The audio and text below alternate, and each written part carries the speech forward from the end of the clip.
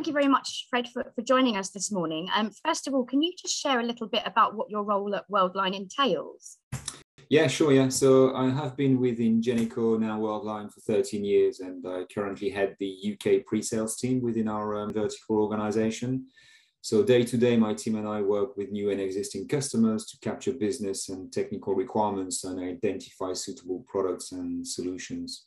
A big part of our job is to manage the technical and commercial content of our proposals. So working closely with various teams within the organization. So sales team, delivery team, finance team, product teams, just to ensure that we're making the best commercial decisions based on accurate costs, market and client data. Okay, fantastic. Thank you very much.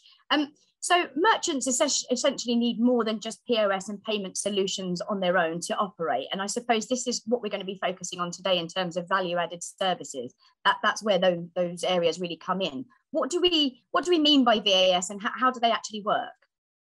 Well, from the merchant's point of view, payments on its own is purely a commodity with no real benefit. So the question then for merchants and payment providers as well is how do you make the payment process more attractive to customers? Right. And this is where value-added services can play a major part and generate added value. So value-added services can be implemented in store within a physical point of sale. So you can use the payment terminal or the checkout system or within e-commerce websites.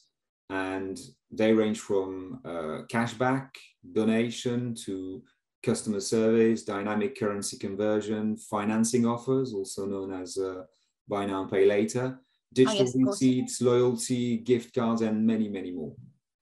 Fantastic. Okay. So there are obviously lots of benefits then for businesses investing in VAS. So can you talk us through some of the more general ones, perhaps? Yeah, so value-added services can help businesses in many different ways. So they can help merchants better understand their customers, their shopping habits and desires. So for instance, when customers use their mobile wallet to take part in a loyalty program, merchants can gain new and useful information about them. So for instance, what did they purchase? How often do they purchase that item?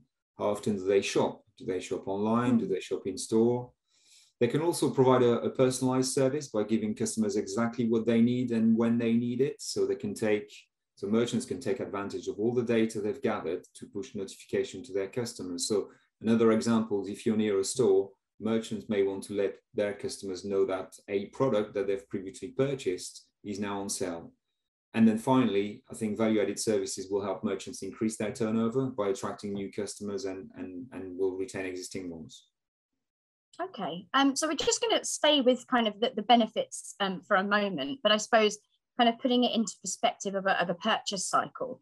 So if you look at the kind of different stages, obviously, of consumers kind of before they make purchases, during the actual process, and indeed afterwards when they leave a store or leave a website, whatever it might be. Can you kind of go into a bit more detail about how value-added services specifically augments that purchase cycle?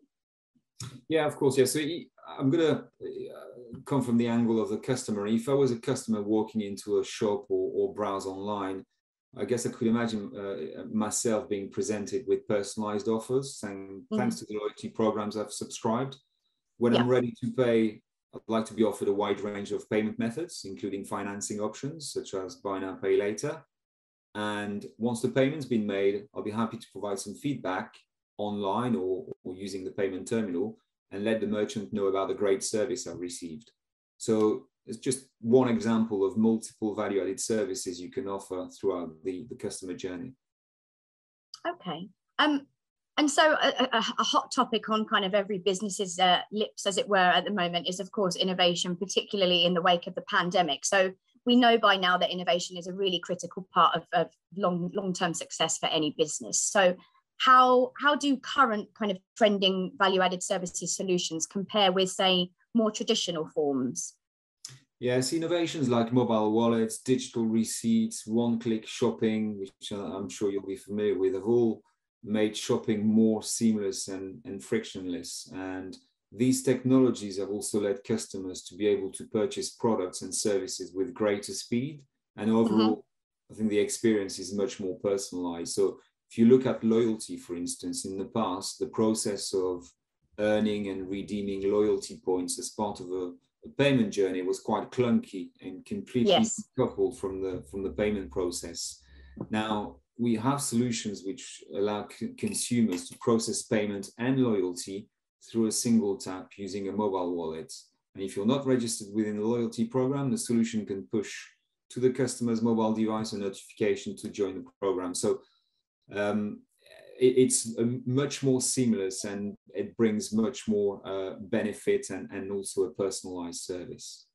Yeah, I must admit, from a personal perspective, sort of loyalty programs that I've been involved in the past, from a kind of retail perspective, I've kind of found them a little bit difficult. So I think, yeah, generally it's moving in the right direction of making things much more easy, because ultimately consumers want quick, they want relevance, they want kind of that more bespoke approach, don't they, to loyalty? Absolutely, yeah, I agree. Okay, so how can businesses, what would your advice be for businesses who want to go about addressing some of the VAS challenges that we've just touched on, perhaps, and turning them into successes for the future? Yeah, so I think firstly, the value-added service needs to be targeted at the right audience and the right market segment, because consumers will only accept services that offer them benefits that they can recognize and use. So, for instance, there's no value in implementing a dynamic currency conversion service if you don't have any foreign shoppers. Secondly, I think value-added services need to be user-friendly and implemented in a way that's not going to cause any friction. I think this is very important, because no matter where you are in your shopping journey, I think customer will go to a competitor if your brand doesn't deliver a good service and the payment process is just too complex or difficult. For sure, I agree. Okay, and finally then, if we sort of turn towards Worldline as an organization itself, what kind of unique solutions is Worldline offering for merchants who are looking to up their value-added services game? Yeah, we've recently launched a value-added service called Smart Engage, which has been designed to meet the needs of merchants who want to obtain more value from their payment terminals. So the service allows merchants to display dynamic messaging on their payment terminal as part of the payment journey. And it also gives the merchants the capability to collect responses to questions displayed on the payment terminals. So this allows merchants to support many different services and use cases, including tip requests. So if you work in the hospitality industry, customer service, you can build surveys on the back of a payment process, donations.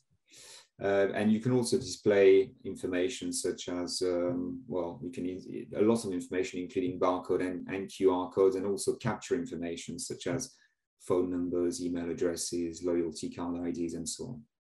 Fabulous. Okay, well, thank you very much for joining us. That was really interesting. You're welcome. Thank you.